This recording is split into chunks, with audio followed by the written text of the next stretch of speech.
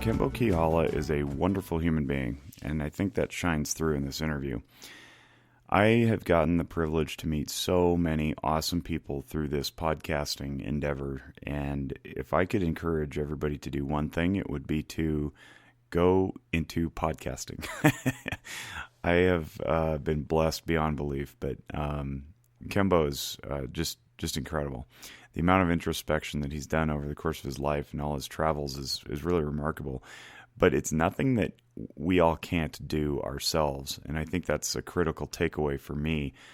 For you is, as the listening audience, know that nothing that anybody has done who's reported stuff on this show is out of your reach. All of what's accomplished by a human being can be done by another human being, especially when it comes to psychological capacity. And I don't ever want people to think that they can't do something that someone else has done, including personal growth, development, and evolution. I'm Jake Wiskerson. I'm the host, and I am thrilled that I get to share this with you guys. Go visit our sponsor. It's Audible. If you go to audibletrial.com/noggin-notes, you get a free 30-day trial and a free download.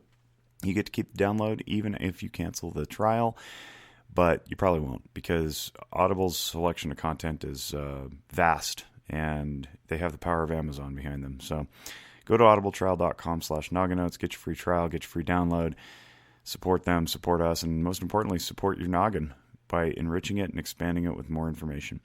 Also, check out zephyrwellness.org if you want to learn more about what we're doing here in Northern Nevada with our agency. Follow us on the usual channels: YouTube, Instagram, Facebook, and sometimes Twitter. I feel like that's an A-E-I-O-U, sometimes Y. Anyway, I'm not going to take up any more time.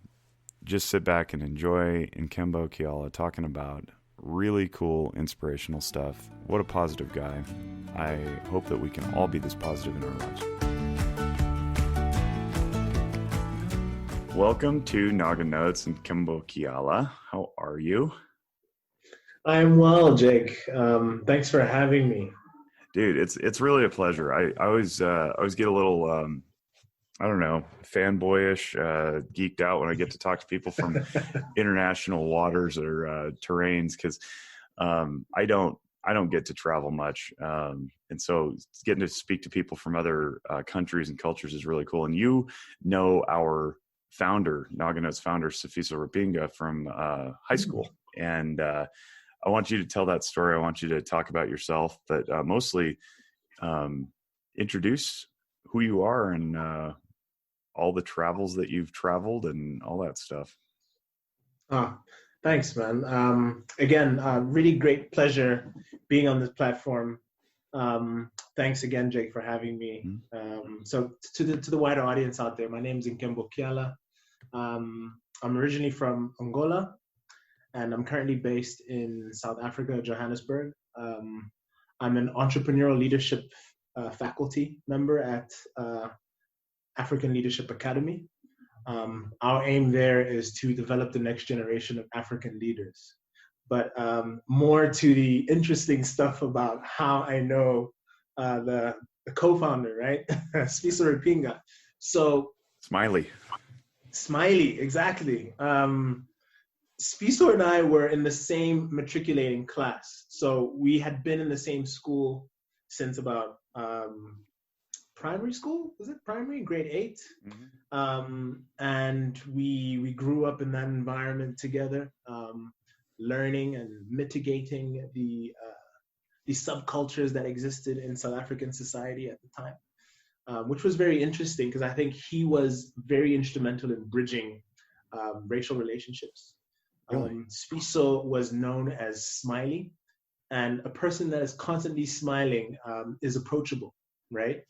And so I think that was his instrument. He used his charisma, he used his smile to integrate and foster great relationships with people.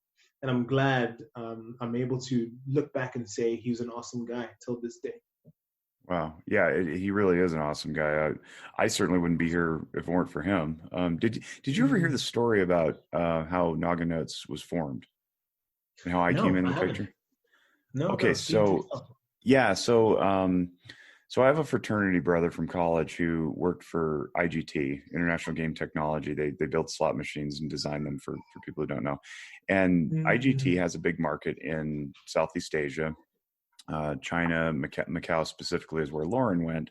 After college, he worked for IGT for a number of years, and then they shipped him to China, or he raised his hand and volunteered. However, he ended up there. He was in Macau. And after a while, he got done with IGT and wanted to form his own company. So he did. And then that's where he met Sfiso. And they went, the two of them, I think, I don't forget the order of events, but somehow they're in Cambodia. They ended up in Cambodia, and they're designing app gaming. And so then at some point or another, Sfiso meets this guy named Tom Phillips from the UK. And they were talking about how cool it would be to design a mental health app, because that's what Tom did for work, for a career. So they're like, yeah, let's do a mental health app. So they created Noggin Notes, and Noggin Notes was this app. And one day it will be again. It's down now because it's very expensive to run an app. But they designed this app, and Lauren catches wind of it, and was my fraternity brother. And Lauren says, hey, I got a friend in the States named Jake who you should talk to because he does mental health for a living. So Tom and Sfiso and I, in late 2016, we got on a Skype call, and I looked at their app and I was like, this is really awesome, but it's really obvious you guys are amateurs. So I said, here's what I would do with it. And I said, I'd distill it down to the 10 core emotions that Carol Izzard studied and researched, and then incorporate maybe some articles. And the journal component was really cool. The Noggin Notes was literally, you make notes about your noggin.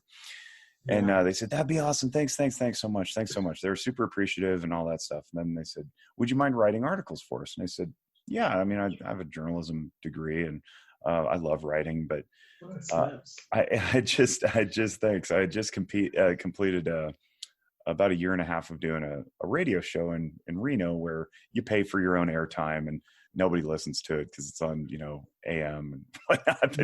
But it was fun. It was a radio show. And I said, what's faster than writing? Instead of doing articles, let's do a podcast. And I knew nothing about podcasts, but that's how Noggin Notes, the podcast, came to be. So July 2017, we started Noggin Notes, and we've been doing it just about weekly ever since. That's awesome. And Sfiso is at the core of this because he's got such a heart for just helping people, bringing help and light and love and insight and perspective, and just making the world a better place, So I could not be happier. And now it brings me in touch with people like you who I never would have otherwise met. And I get to learn more from my guests, I think, than the listening audience even does sometimes. And so for me, it's a real joy. But anyway, you're here, and we are you're part of our Black Mental Wellness series that we're doing. And I want to hear your perspective on this race relations thing to which you alluded about, Sfiso being an integrator, but also you've traveled the world. I mean, we were talking before the show, and your dad worked for Cornell University, I think you said, right? He studied at Cornell. He worked for World Vision. Okay, and World Vision went around and helped communities build. He was in agribusiness or agrology. Yeah, agriculture. Yeah. So World Vision still is a nonprofit organization that has a footprint all over the world. And I guess my father was fortunate enough to be noticed by World Vision, and the work that he did in agriculture as an agronomist, with specific study on how to alleviate poverty through certain nutrients that he was able to further develop in his studies as core kind of foods that would potentially boost immune systems and enable people to thrive in their livelihoods. So he identified cassava, maize, and beans as 3 core staple foods that could help people in disadvantaged communities. And it was really through his work, right? So he got based in all these various different countries, and the perks of that was he was able to bring his family along. Yeah. So I have an older brother, an older sister, and I have a younger brother and a younger sister. So I'm a middle child. 5 of you. Wow. At the beginning, yeah, quite a big family. What I didn't mention is my mother is Nigerian and my father is Angolan. So and he met her when he was furthering his studies in Nigeria.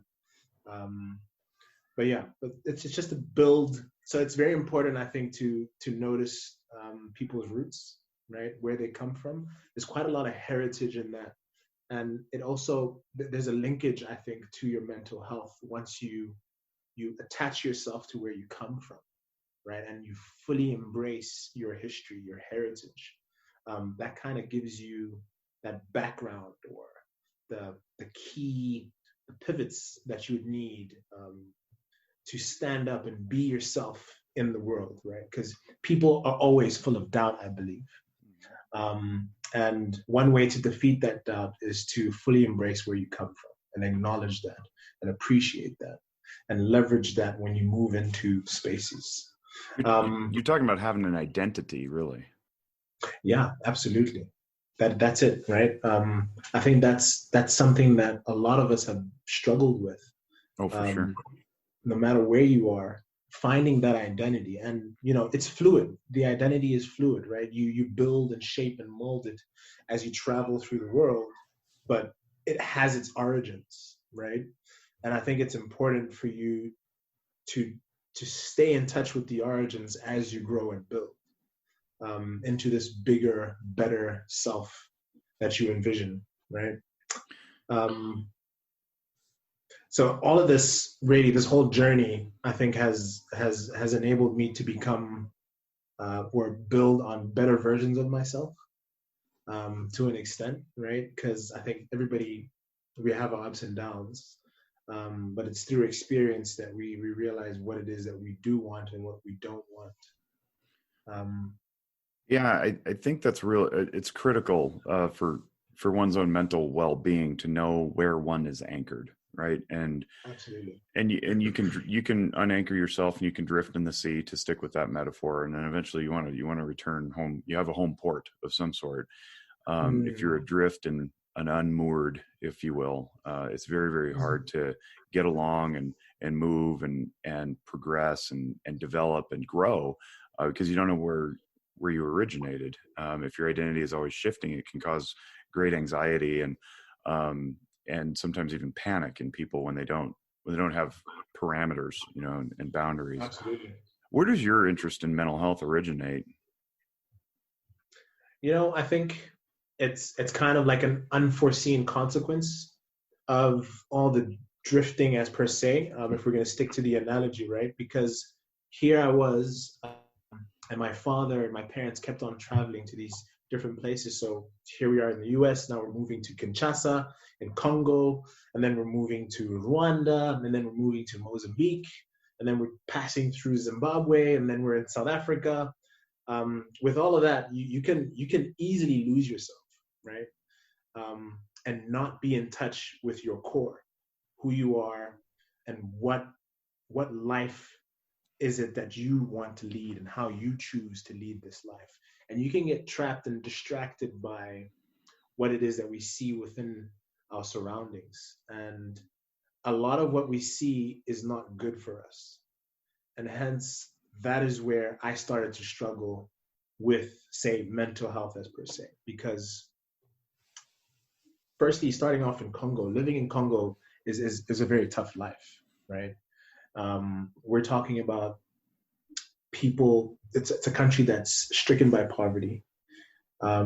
People have minimal access to the basic necessities: water, electricity, food. And here you are, privileged to an extent, and you have to interact with people that don't necessarily have what you might have had, and it can be your immediate family. And the social constructs around who you are and what it is that you're seeing, society can box you and put you in a certain place and make you feel as if you're isolated. And then you start, doubting yourself. Oh, is it me? Is it my family? Where is it? There's so many question marks just, at the top of your head, and you're not really sure how to engage with people. And if you don't address it, it kind of builds on, right? And you take that and you move to Mozambique, right? So from a French environment, you're moving into a Portuguese environment, different cultures. And you still have the past stigma attached, and you're like, okay, how do I